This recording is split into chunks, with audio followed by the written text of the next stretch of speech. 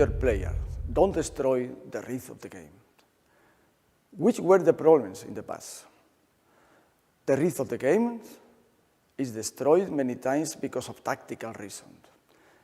In the same way, fast throw-offs, quick breaks are destroyed also. Hollywood action or fake action by the players that they are not easy to discover by the referees, and unnecessary treatment, medical care on the field. It means, at the end, too many interruptions that are equal to a more longer playing time. What is new in the rule 411? When a player needs treatment inside the field, he must be outside during the next 3 attacks of his team. What is the procedure in this situation? 2 possibilities. First, if the referees are sure that the player needs this medical care, they must make a timeout. They give permission to the doctors to enter in the field to attend the player. Second possibility, if the referees are not sure, then with or without timeout, they must ask to the player, please, do you need help or not? According with the answer, we continue play on or they call the doctor.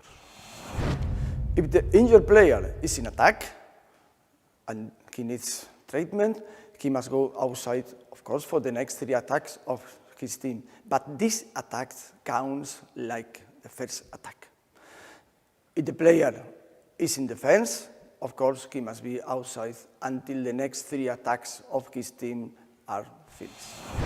We have only 2 exceptions. First, very important, when the opposite player receives from the referees any kind of punishment, yellow card, 2 minutes, red card, then the injured player must not go outside for the next 3 attacks. Second exception, when the ball is against the head of the goalkeeper. Then, in this case, also after receiving the treatment on the field, the player can continue in his position in the goal area. When the one player is serving these 3 attacks outside of the field, and we have the break time in the match, when we come back to play the second half of the match, this player can play with his team.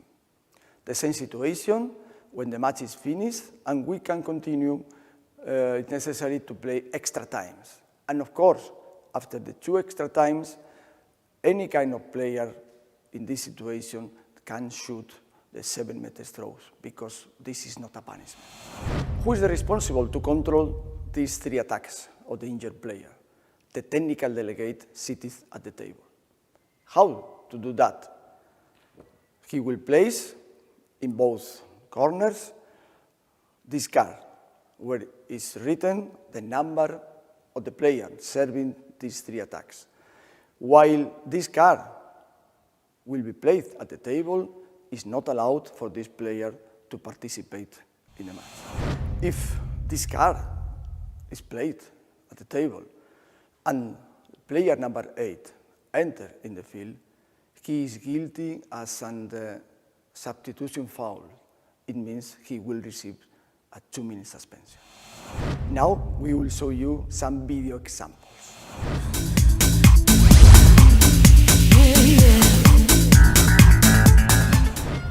This is one of the exceptions where no 3 attacks outside for the player when the opponent receives a progressive punishment.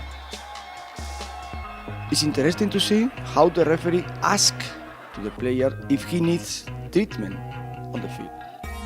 And then the referee shows the signal 16 to give permission to enter the doctors in the field.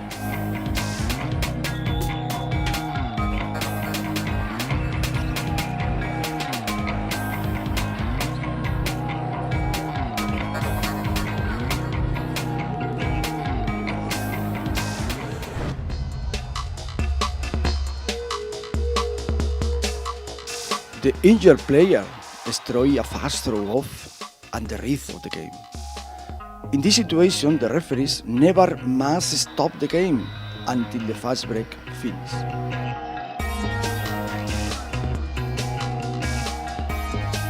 Then, 3 men on the field and the player must go 3 attacks.